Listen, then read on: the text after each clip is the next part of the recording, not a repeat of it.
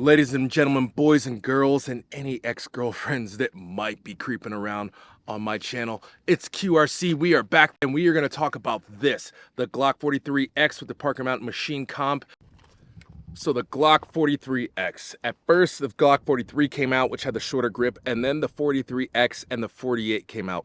These have a full, a longer grip on them, which is more comparable to a 19.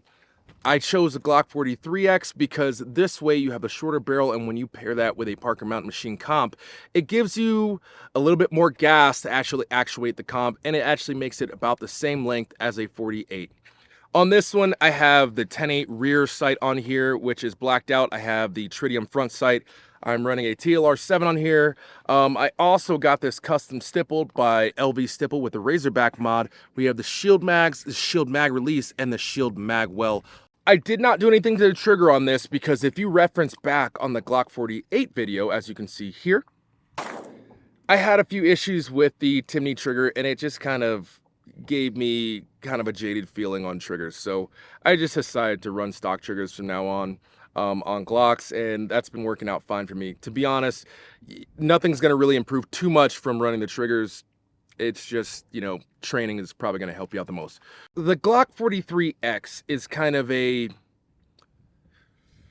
a slimline gun, but it fits a lot of roles. This ends up being kind of an all-year carry if you do it the right way.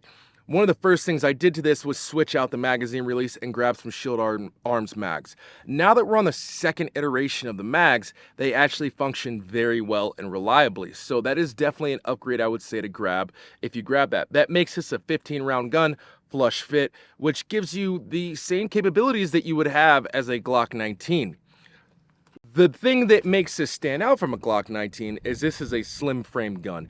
So that gives you the ability to conceal this without printing in a lot more scenarios where a Glock 19 probably would. If you wear more slim clothes or more form-fitted clothes, this is not going to print where a 19 might.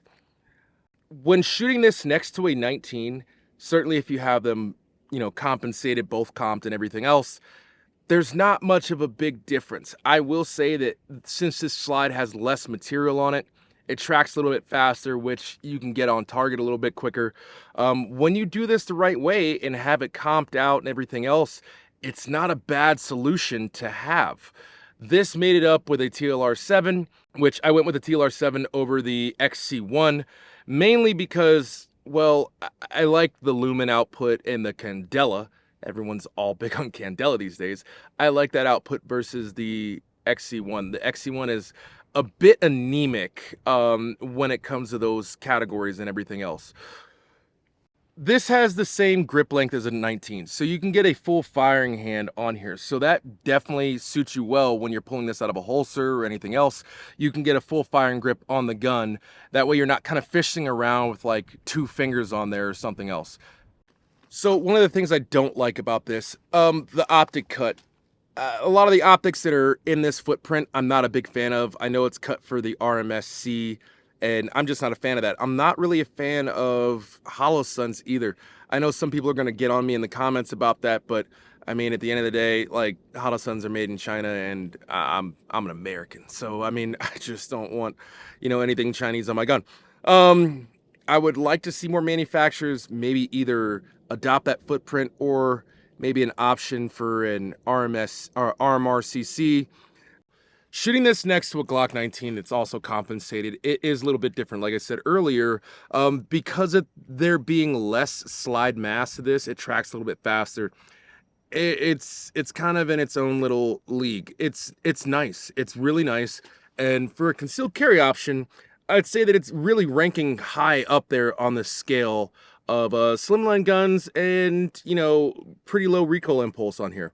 One thing I want to also mention too, if you switch the Shield Arms mags, make sure you get a metal magazine release. It doesn't have to be Shield Arms, it just needs to be metal, because when you do that, your polymer mag release is going to get eaten up, and once you do this, you can still run the factory mags, but not for long, because metal on polymer will eat the polymer apart. So just make sure you take note of that while you're doing those things. If you guys live in the local area, make sure you guys stop by Spartan Arms, Las Vegas. It is on North Decatur. It is right down the road from the Clark County Shooting Center, and they have some of the best prices you guys can think of on ammunition and accessories. Go ahead and check out Spartan Arms at their Instagram as well. All right, guys, that's gonna wrap everything up for the Glock 43X review. If you guys are in search for one of these, make sure you check out your FFL. These should be a lot more available these days, and I will see you guys next time on QRC.